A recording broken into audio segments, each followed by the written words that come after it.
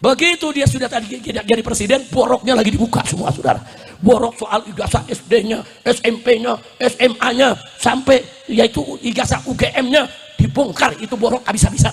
Habis-habisan korupsinya, nepotismenya, bahkan sekarang rakyat di mana-mana terbuka. Ternyata begini borok 10 tahun saat memimpin Indonesia, saudara. Surat pernyataan sikap Habib, ulama dan tokoh Madura tentang dukungan 8 tuntutan purnawirawan prajurit TNI. Presiden kita berkali-kali berteriak, ayo perangi koruptor, saya akan perangi koruptor, saya tidak takut itu ancaman koruptor. Sudah bagus kalimatnya, sudah bagus kata-katanya, tapi sekarang yang kita minta adalah actionnya, tindakannya. Korupsi nggak bisa dihapus dengan kata-kata, korupsi nggak bisa dihapus dengan teriak-teriak, korupsi nggak bisa dihapus, saudara, dengan retorika. Korupsi hanya bisa dihapus dengan penegakan hukum. Tangkap semua koruptor, jebloskan mereka ke penjara, hukum yang berat tanpa pilih bulu. Setuju tidak?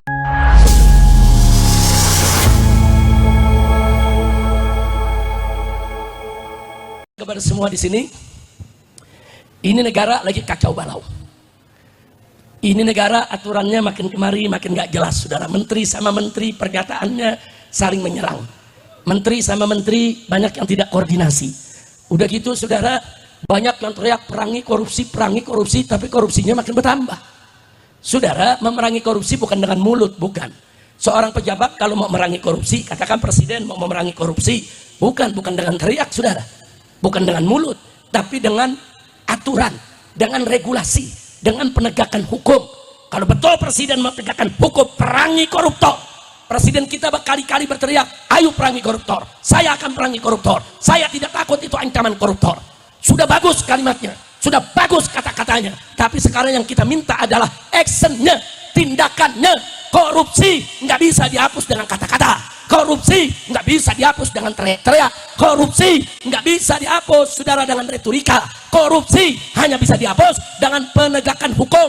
Tangkap semua koruptor, jebloskan mereka ke penjara, hukum yang berat tanpa pilih bulu. Setuju tidak?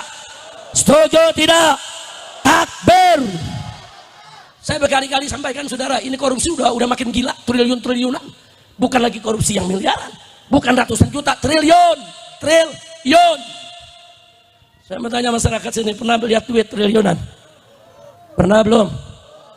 Pernah belum? Yakin? Pernah belum? Sama. Saya juga belum pernah, palingan lihat di TV, betul? Betul? Ya kesian nasib kita, palingan yang kita lihat 100.000, 1 juta, 2 juta, ini triliunan. Saudara, itu kalau nggak dikorupsi, itu bisa membuka lapangan kerja. Itu kalau nggak korupsi, saudara, itu bisa bikin pabrik di mana-mana. Itu kalau nggak dikorupsi, saudara, sebagaimana dikatakan oleh saudara Bambang, mantan pimpinan KPK, itu kalau hasil tambang tidak dikorupsi, saudara, satu warga Indonesia, setiap orangnya di Indonesia itu bisa dapat gaji buta 20 juta per bulan. Kalau nggak ada korupsi, Anda nih dapat 20 juta per bulan, yang dewasa sampai yang bayi, saudara. Dihitung, ini mengatakan begini, mantan salah satu pimpinan KPK, saudara. Dia hitung sekian banyak yang korupsi, sekian triliun, saudara. Itu kalau digabung bisa menggaji orang Indonesia tanpa kerja, gaji buta 20 juta per bulan, saudara. Makanya itu korupsi udah kelewatan. Dulu di zaman Pak Harto, Orde Baru, korupsi ada, bukan nggak ada, cuman korupsinya masih di kolong meja. Tahu korupsi di kolong meja? Masih ada rasa malu, saudara. Ada korupsi kolong meja, saudara. Begitu kita masuk reformasi 98, korupsinya naik di atas meja, saudara. Naik tingkat, korupsinya di atas. Begitu zaman Jokowi 10 tahun, ambil meja-mejanya dibuang lari. Kacau tidak? Kacau tidak? Kacau tidak? Makanya, saudara, saya sudah berikan masukan nasihat kepada Bapak Presiden melalui ring satunya, saudara, orang-orang yang ada di sekitarnya, saudara. Dari sebelum dilantik, saya sampaikan kepada mereka supaya disampaikan kepada Bapak Presiden, kalau nanti sudah dilantik tanggal 20 Oktober, tolong orang-orang bermasalah jangan lagi diangkat jadi pejabat, jangan diangkat jadi menteri, jangan diangkat di lingkungan presiden, jangan diangkat jadi komisaris di BUMN negara. Sampai saya sebut, saudara, Jokowi dan kroni-kroninya jangan dipakai. Saya sebutkan satu persatu namanya, si A, si B, si C, sampai sekian belas. Saya bilang, sampaikan ke Bapak Presiden, kalau orang-orang ini tetap dipakai, saudara, Presiden tidak akan pernah bisa bekerja dengan baik. Tidak, orang-orang ini akan merongrong, akan terus bikin masalah. Saya sebutin satu-satu itu nama saudara. Begitu selesai dilantik, bikin kabinet, yang saya sebutin semuanya masuk kabinet. Ini gimana ceritanya saudara? Kita kasih saran, usulan, nasihat, saya sebut nama satu-satu. Yang saya sebut, saudara, hampir semua masuk jadi pejabat saudara.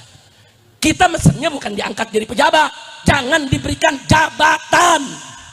Nah buktinya kita lihat, Jokowi dengan 17 menteri Prabowo saat ini, 17-17-nya orang-orang Jokowi saudara. Makanya jangan kaget kalau Prabowo lagi keluar negeri, menteri-menteri tadi mundar-mandirnya ke Solo. Presidennya di Jakarta, bukan di Solo. Lapor ke presiden yang di Jakarta, bukan lapor ke mantan presiden di Solo, betul? Maka itu saya tanya, kacau tidak? Kacau tidak? Nah tapi sungguh pun begitu, ada kabar gembira. Mau tahu kabar gembiranya? Betul? Nah sekarang alhamdulillah, setan-setan lagi pada ribut. Setan-setan lagi pada ribut saudara. Saling melapor, saling buka rahasia, saling buka kebobrokan, saling jebloskan ke penjara. Setan sama setan lagi ribut. Alhamdulillah. Ada yang nanya umat kepada saya, Habib, ini negara kan lagi gelap begini nih, lagi kacau balau. Kenapa Habib nggak ajak umat untuk turun lagi kayak model aksi 212? Saya bilang tunggu dulu, ini setan sama setan lagi berantem, kita tonton. Saya mau tanya sama yang hadir, kalau setan sama setan lagi berantem, pisahin jangan? Jawab yang kompak, pisahin jangan? Pisahin jangan? Kalau perlu adu lagi, betul? Betul? Kalau perlu apa? Adu lagi, saudara. Ada yang protes, Habib ngadu-ngadukan haram. Saudara, adu domba haram, betul? Adu manusia lebih haram, betul? Ayo jawab yang kompak, adu domba haram tidak? Hukum adu domba apa? Ayo sebut hukumnya. Adu domba, adu manusia, adu setan, adu setan. Kalau bagi saya wajib. Yang bilang mubah, ya mubah. Yang bilang wajib, kita adu terus, adu. Biar setan sama setan berkelahi, setuju gak? Setuju gak? Nah setan sama setan lagi berkelahi. Ntar kalau setan yang itu udah kalah, yang itu kan kecapean, baru kita jorokin. Setuju tidak? Setuju tidak? Nah sekarang orang zolim ya zolim lagi berantem, betul? Zolim ya zolim lagi masing-masing saling buka rahasia, betul? Si jahat sama si jahat lagi saling menyerang, betul? Alhamdulillah. Sekarang ada yang bertanya, kenapa Beb? Alhamdulillah, karena doa umat digobolin. Doa umatnya semua, doa kiai digobolin. Di mana-mana, di mimbar-mimbar, di masjid-masjid, di majelis-majelis, saudara, di mana-mana umat rame-rame baca sholawat asghilidz zalimin bidz zalimin. Apa arti asghilidz zalimin bidz zalimin? Ya Allah, bikin sibuk orang zalim dengan orang zalim. Aduk mereka, hancurkan sesama mereka. Wa akhrijna, dan keluarkan kami min bainihim, dari tengah-tengah orang zalim yang sedang berseteru, salimin, dalam keadaan selamat. Alhamdulillah. Saya mau tanya, sering gak kita baca selawat asghilidz zalimin bidz zalimin? Sering baca? Sering dengar? Betul? Nah jadi saudara, doa kita digobol. Alhamdulillah. Saya lagi liatin saudara, dulu Jokowi itu bikin segala macam rekayasa buat nangkep saya, buat bunuh saya, buat hancurkan organisasi saya, macam-macam. Udah saudara, sampai saya hijrah ke Mekah, saya pulang, ditangkap, 6 santri saya dibunuh. Itu semua dalang utamanya adalah Jokowi. Saudara, yang ngatur kepala BIN, yang ngatur Kapolri, yang ngatur Panglima TNI, yang ngatur semua aparat. Bagaimana habis Habib Rizik saudara. Ada operasi delima kok. Kita dapat dia punya datanya saudara. Ada 300 aparat dilibatkan dalam operasi delima untuk ikuti, awasi saudara yang namanya Habib Rizik dan habisi saudara. Nggak ada operasi semacam ini kalau presiden nggak tahu saudara. Yang bertanggung jawab adalah Jokowi. Nah sekarang saya bersyukur, begitu dia sudah tadi jadi presiden, boroknya lagi dibuka semua saudara. Borok soal ijazah SD-nya, SMP-nya, SMA-nya, sampai yaitu ijazah UGM-nya dibongkar. Itu borok habis-habisan. Habis-habisan, korupsinya, nepotismenya, bahkan sekarang rakyat di mana-mana terbuka. Ternyata begitu begini borok 10 tahun saat memimpin Indonesia, saudara. Saya bersyukur kemarin, saudara, dia mau coba bikin kiai diborok-borokin, Habib diborok-borokin, yang nggak salah dibikin salah, saudara. Nah sekarang rasakan boroknya Allah buka, kesalahannya Allah buka, dipermalukan oleh Allah sebagaimana kemarin dia mempermalukan habaib, ulama, kiai, gerakan Islam, saudara. Sekarang saatnya Allah membalas. Alhamdulillah, alhamdulillah, masya Allah, alhamdulillah. Kita lihat aja, oh saudara, orang zalim, saudara jangan pikir Allah diam. Wallah subhanahu wa ta'ala qala wala tahsabanallaha ghafilan amma ya'malu dzalimun. Jangan anda pikir Allah itu lalai, Allah itu alpa, Allah itu lengah, saudara, dari apa yang diperbuat oleh orang-orang zalim. Enggak, Allah enggak lalai, Allah enggak lupa, dan enggak ada sifat lupa bagi Allah. Allah enggak lengah. Siapa yang berbuat kezaliman pasti Allah akan balas, baik di dunia maupun di akhirat, dan balasan di akhirat akan lebih pedih lagi, saudara. Dan kita lihat, saya sedang tunggu momentum semua pelaku daripada pembantaian 6 laskar kami di KM 50 akan kami kejar, saudara, baik secara hukum negara maupun secara hukum agama. Darah harus dibayar dengan darah, nyawa harus dibayar dengan nyawa. Nggak boleh penjahat-penjahat ini dibiarkan. Kalau kemarin mereka berani bunuh 6 laskar kita, besok mereka berani bunuh kiai, berani bunuh santri, berani bunuh siapa saja, karena mereka dilindungi, dijaga, tidak diseret ke pengadilan, saudara. Saat ini kita sedang menyiapkan segala sesuatu. Kami akan seret mereka, kami akan seret mereka, termasuk Jokowinya, saudara. Siapapun yang terlibat secara langsung maupun tidak langsung dalam KM 60, KM 50, saudara, harus bertanggung jawab di pengadilan HAM. Setuju tidak? Semua saya tanya, setuju tidak? Nah, semua saya tanya, siap bersatu, siap berjuang. Jadi kalau Habib Kiai mau lawan pejabat-pejabat yang bejat, setuju tidak? Dukung tidak? Apalagi kalau kita mau lawan 9 cacing, saudara. Tahu 9 cacing? Kemarin jadi 9 naga. Nah sekarang, saudara, kita akan berusaha dia jadi 9 cacing. Kemarin kami melakukan tabligh akbar besar-besaran. Ribuan warga Banten kumpul, saudara. Untuk apa? Untuk melawan oligarki yang ada di PIK 2, yang merampas tanah rakyat, yang ngambil tanah tanpa bayar, saudara, yang seenaknya rakyat mau diusir, rakyat mau direlokasi, saudara. Semua pejabat dibayar, TNI Polri-nya juga dibeli, saudara. Nah kemarin kita sudah deklarasi, ribuan warga Banten turun, dan kami semua siap jihad.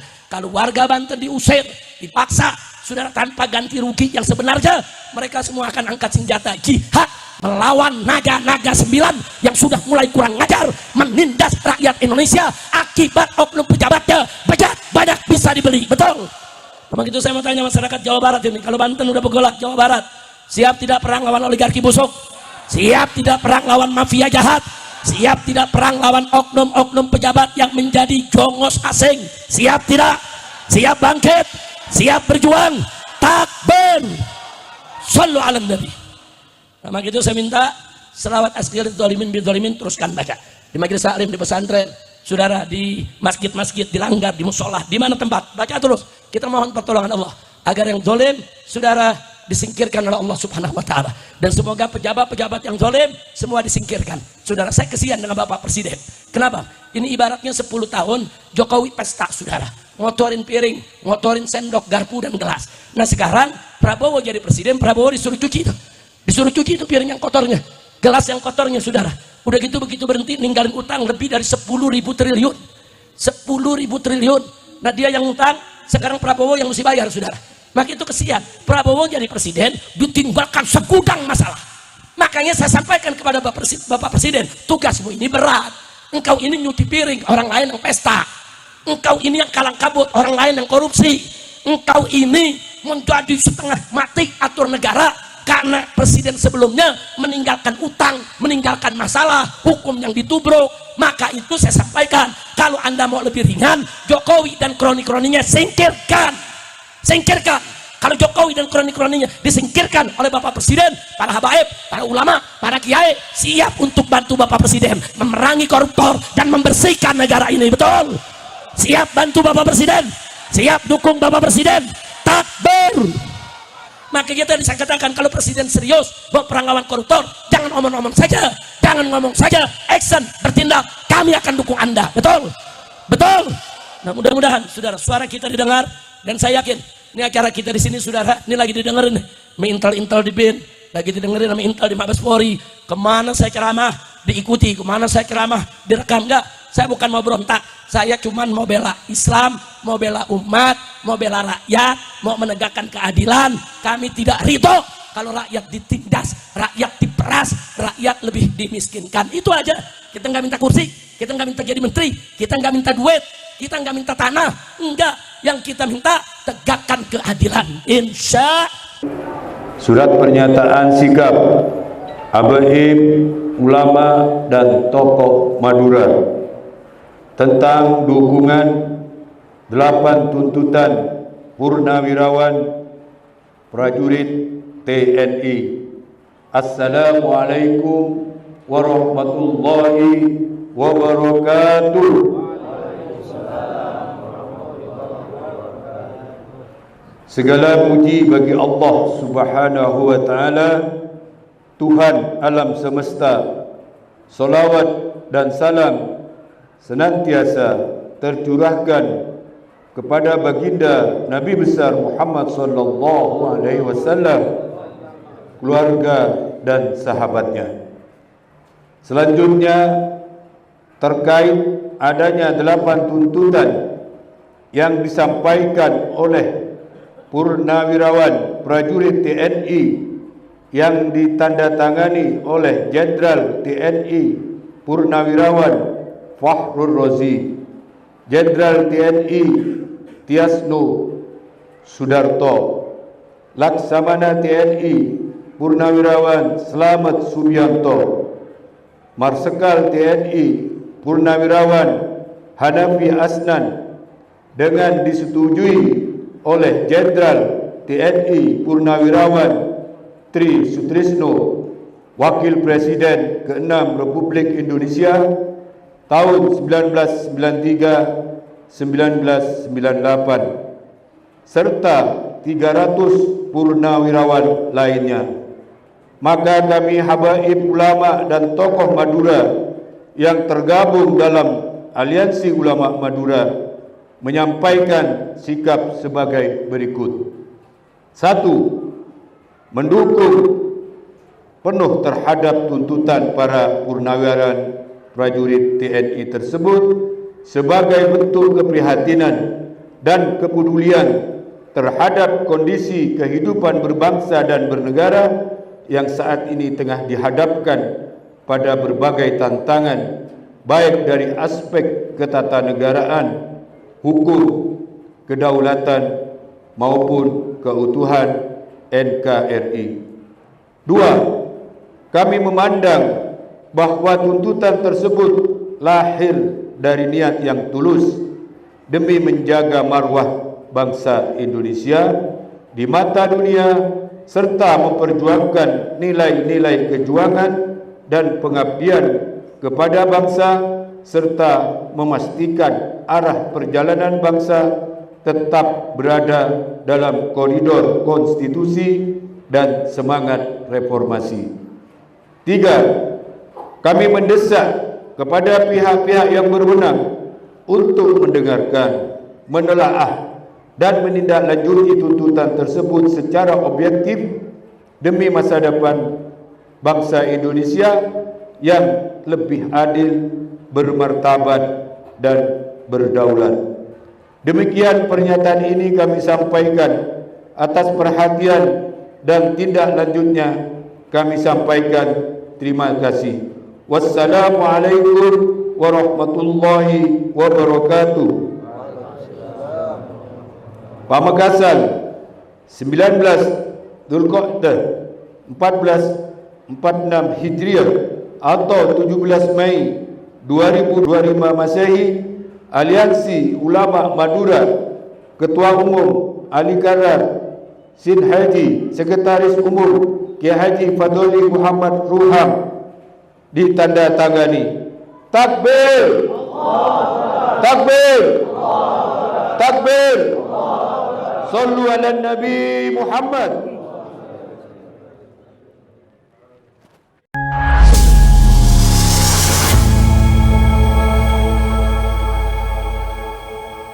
Itulah tadi tuntutan-tuntutan yang dilakukan oleh Rizik Syihab kepada pemerintahan Bapak Prabowo Subianto. Dan tak henti-henti, Rizik Syihab ingin Jokowi segera diadili oleh Bapak Prabowo. Namun nampaknya Rizik tidak menyadari bahwa dirinya bukan siapa-siapa di dalam pemerintahan. Sampai-sampai ulama Madura berkumpul mendukung tuntutan-tuntutan dari Purnawirawan. Bagaimana menurut pendapat teman-teman semua? Silahkan lanjut di kolom komentar. Terima kasih selalu support Norman Al-Fatih. Kita jumpa lagi di video selanjutnya. Assalamualaikum warahmatullahi wabarakatuh.